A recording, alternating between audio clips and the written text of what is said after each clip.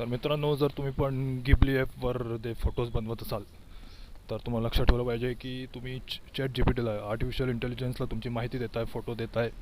आणि एकदा जर का तुम्ही ती माहिती जर आर्टिफिशियल इंटेलिजन्सला इंटरनेटला दिली तर तुमची जी माहिती आहे ती आर्टिफिशियल इंटेलिजन्सकडे इंटरनेटमध्ये सेव्ह होऊन जाते आणि ती इझिली ॲक्सेसिबल आहे. कुठेही कुणीही वापरू शकते. जसं आधार कार्ड तुम्ही झेरॉक्सवर जाऊन काढता, ते झेरॉक्स काढता, तर इझिली एकदा तुम्ही जर का आधार कार्ड त्याला दिला किंवा प्रिंटआउट तुम्ही काढता, एकदा जर का तुम्ही ती फाईल त्याच्या लॅपटॉपमध्ये, कॉम्प्युटरमध्ये सेव्ह करता, तर ती इझिली ॲक्सेसिबल आहे जोपर्यंत तो डिलीट करत नाही. तसंच आहे हे पण, की एकदा जर का तुम्ही माहिती दिली, फोटो दिला, तर कुणीही तुमचं नाव टाकून इझिली, तुम्ही जर नाव टाकलं तुमचं, तर तुमची माहिती, जे काही डेटा इंटरनेटवर उपलब्ध आहे तुमच्याबद्दल, सगळा डिस्प्ले होतो, इझिली ॲक्सेसिबल होतो.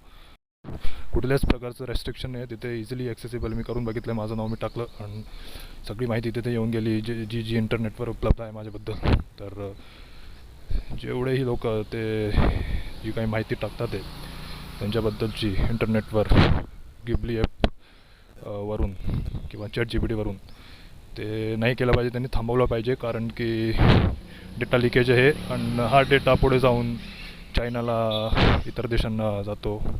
मग ते आपलं हॅक करतात, बँक अकाउंट्स हॅक करतात, हे लक्षात ठेवलं पाहिजे.